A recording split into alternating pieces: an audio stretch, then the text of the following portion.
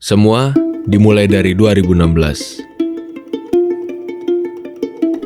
Waktu itu, aku mulai suka dengan videografi, tapi aku masih SMA dan gak punya uang buat beli kamera.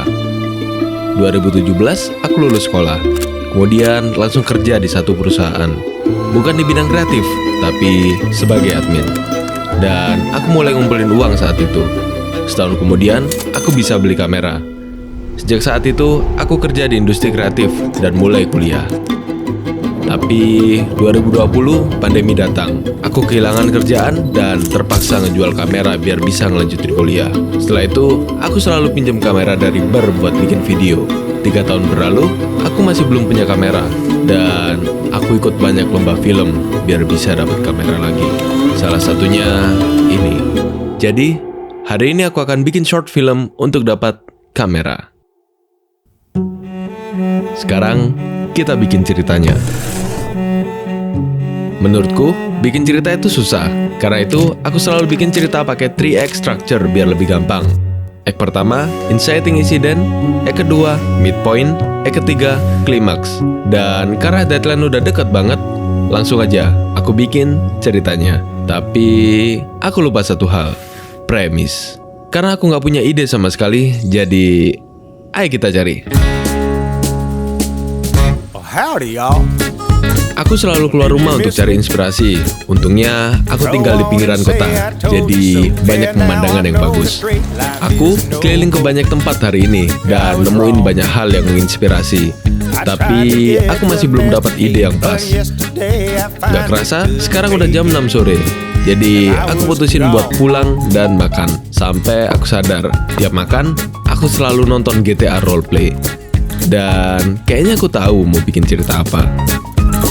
Aku mau bikin cerita yang gambarin orang dengan banyak angan-angan, tapi cuman bisa luapin ke game.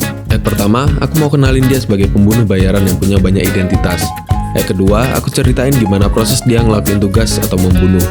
Ketiga, saatnya reveal kalau semuanya cuman game.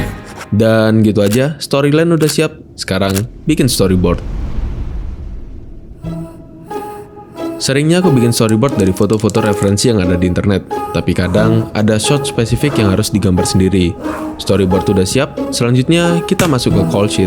Untuk mempermudah saat syuting, di sini kita masukkan keterangan tiap shot, seperti FPS, angle, lighting, urutan take, dan props. Ngomongin soal props, banyak banget yang dibutuhin di film ini. Aku minta ke teman-temanku foto mereka untuk dijadiin korban dalam film ini. Semua udah kekumpul, kemudian aku cetak fotonya. Setelah itu, aku tinggal cari perlengkapan lainnya di art store. Hampir semuanya udah aku dapetin di sini, kecuali senjata. Senjata bukan hal yang umum di Indonesia, dan kalau pakai mainan rasanya kurang realistis. Sekarang, aku bingung harus cari di mana lagi. Sampai aku ingat, ayahku punya senapan angin. Kalau nggak salah, senapan ini disimpan di gudang. Jadi, aku pergi cari.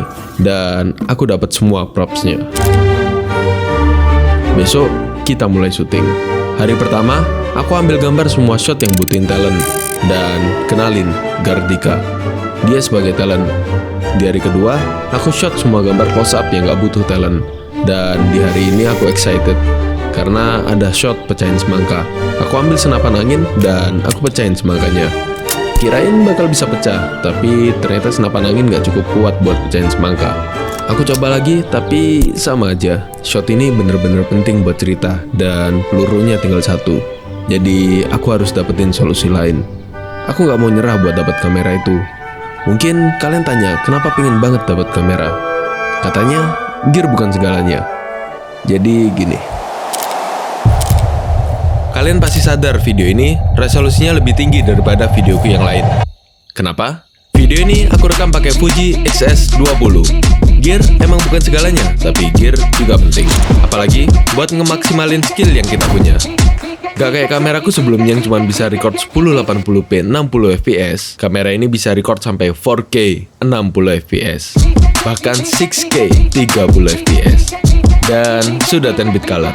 Artinya, aku bisa scale dan color grade videonya jauh lebih leluasa, tanpa takut gambarnya rusak.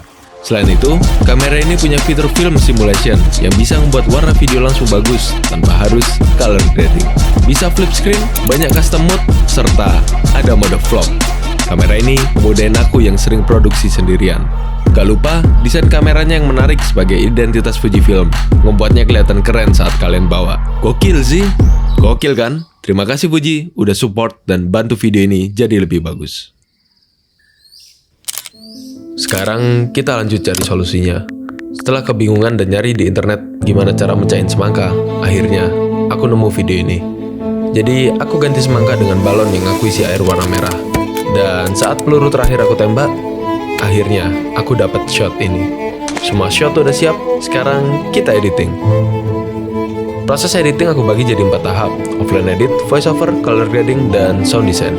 Pertama, aku rapiin dan rename dulu footage-nya seperti biasa. Kemudian, aku mulai masukin ke timeline untuk offline editing. Aku rutin sesuai jalan cerita yang ada. Offline editing selesai, kedua, aku masukin voiceover dan kasih musik. Terakhir, kita kasih sound design agar videonya lebih hidup. Setelah pengerjaan yang sangat rumit dan melelahkan, akhirnya short film ini jadi. Dan aku tinggal submit.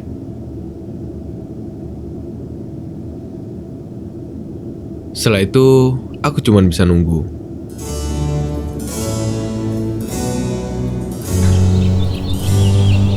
Sebenarnya, aku nggak terlalu berharap buat menang dan bisa dapat kamera.